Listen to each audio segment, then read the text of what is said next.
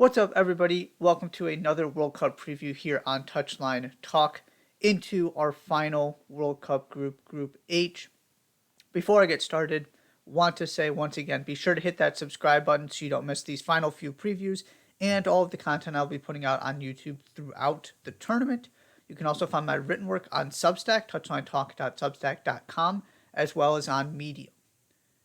Like I mentioned, we're now into Group H. Eighth group, starting with Ghana. This is Ghana's fourth World Cup appearance. Also participated in 2006, 2010, and 2014. Failed to make it in 2018 and are back in 2022. Ghana's best finish in the World Cup was a quarterfinal appearance in 2010. It was a rather stressful journey to get to Qatar for Ghana. They entered the second round of Confederation of African Football qualifying. Were put in a group with Ethiopia, South Africa, and Zimbabwe. Ended up tied on points with South Africa, but advanced on total goals scored. So they won the tiebreaker to then get into the playoff round, where they were paired up with Nigeria and advanced on away goals after there was a 0-0 draw at home, and Ghana got a 1-1 draw on the road. That one away goal ended up being the difference. So we're talking tiebreakers here to get to the playoff round and ultimately to knock out Nigeria and clinch their spot in Qatar. But they are here. They made it. And now we're going to see what happens in this very interesting and well-balanced group. In terms of your key players, first off, Daniel Amartey. Daniel Amartey played the most minutes during qualifying on this team. He joined Leicester during that magical 2015-16 season, midway through the season.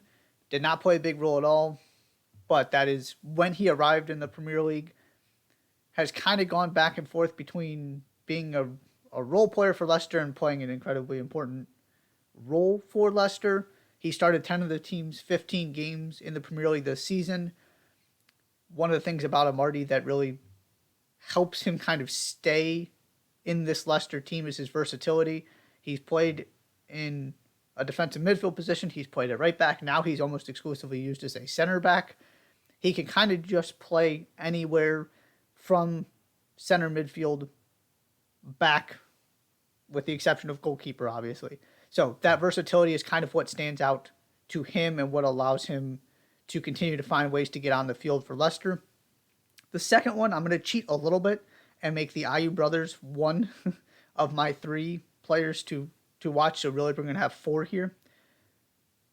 But I want to talk about somebody else, and they just kind of go together well. So Andre Ayew is the older brother. Jordan Ayew is the little bit younger brother.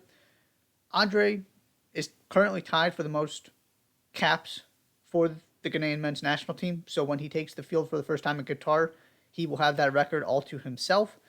He scored 2 goals at the 2014 World Cup. He was also on the 2010 World Cup team. He scored 3 times in qualifying. He's been around for over a decade at this point as one of the reliable goal scorers for this Ghana team. He's played in the Premier League. He's bounced around a little bit, but has that experience at the highest level from a club perspective as well. Jordan is only 4 international goals behind his brother Andre. And Jordan actually has more goals in the Premier League. Jordan is the one who is still in the Premier League right now. So they really just kind of do go together. They don't necessarily, they're not the same player, but they are goal scorers, they are creators, they are attackers. That is what they do.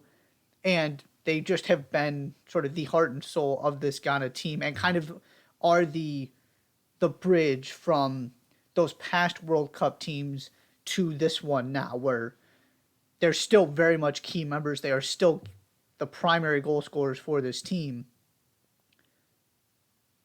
But you see all of these new pieces sort of coming around them. They are 2 of those sort of carryovers from the last era when you last saw Ghana at a World Cup. The third player, or I should say fourth player, third section for this category. Last guy I want to talk about, Thomas Partey. You can't talk Ghana without talking Thomas Partey. He played in La Liga 132 times for Atletico Madrid, then moved to Arsenal, where he quickly worked his way into the starting lineup and established himself as a regular starter for Mikel Arteta. He scored 3 times in his 4 appearances during qualifying. He started every game at the Africa Cup of Nations at the beginning of 2022. You'll remember that was the January tournament. He is the biggest name. He is the guy with the most European experience in terms of, Champions League and Europa League. He is the star for this team. He is you've got some other guys playing at decent levels. Of course, the Ayew brothers have plenty of experience in the Premier League, but they're not playing on a team, and they are not consistently starting for a team that is trying to win a Premier League title, and that is where Thomas Partey is right now. So you can't talk about this Ghana team without talking about Thomas Partey. He is the engine that makes this whole thing go. In terms of a breakout star, Mohamed Kudus of Ajax. Kudus is averaging 0.85 goals per 90 minutes when you combine his production in the Champions League and Eredivisie this season, which is an incredibly good number. He has been remarkable in the Champions League, and Ajax had their Champions League journey come to an end after the group stage, but he was just goal contributions all over the place. And he's also, he's only had 16 international appearances, but he's got 8 goal involvements in those 16 international appearances. This guy just knows how to make things happen. He knows how to put the ball in the net, and he knows how to create opportunities for others. He is now kind of at that point where, he was getting some minutes for Ajax. He was contributing. You clearly saw that this was coming if you were paying close attention to Ajax.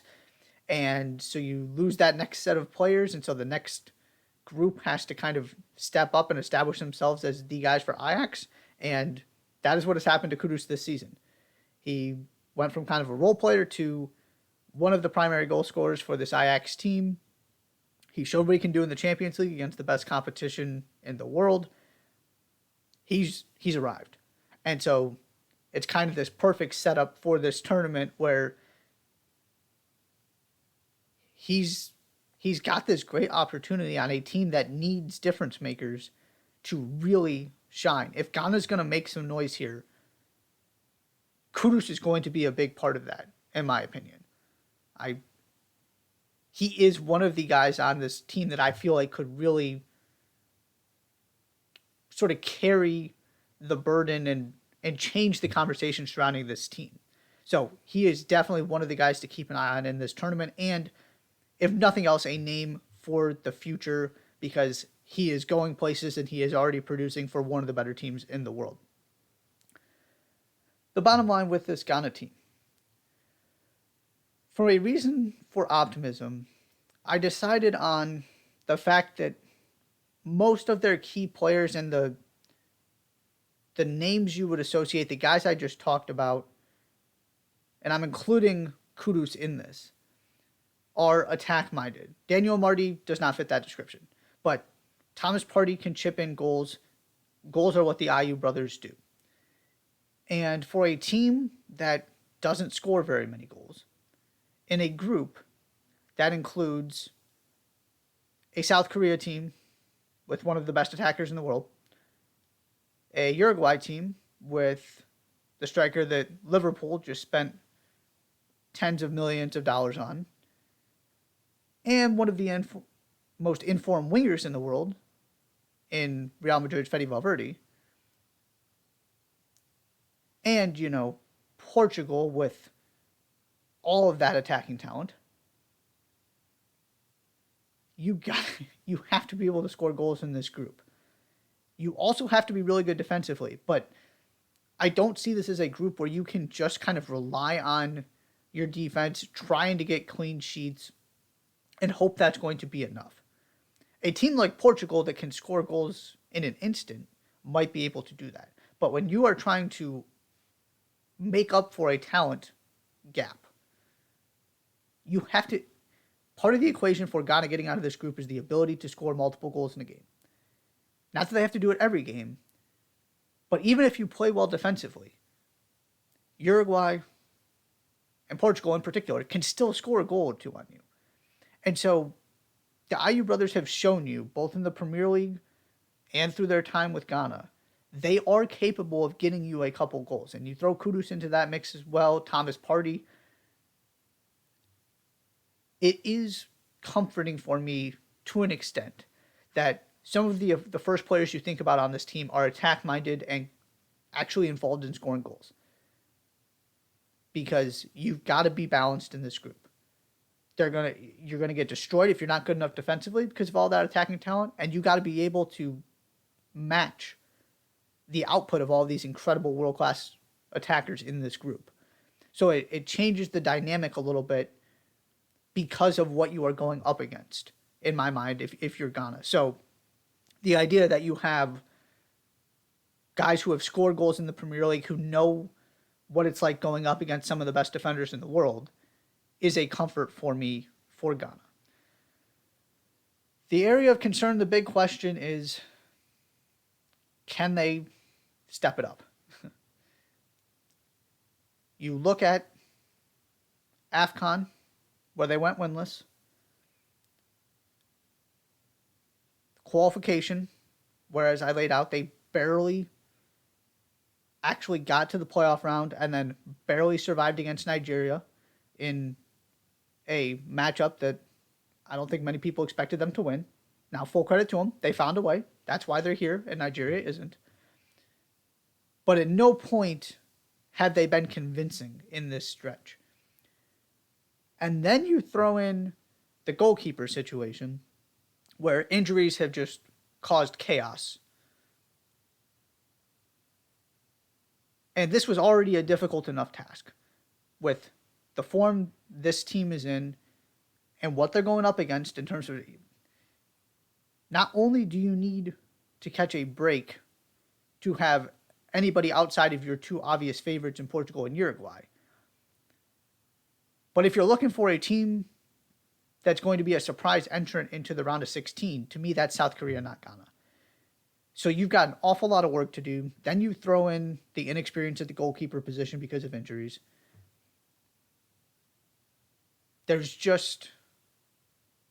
a lot of reasons to be concerned about Ghana's ability to get through. Now, stranger things have happened at the World Cup. I'm not saying they have no chance whatsoever.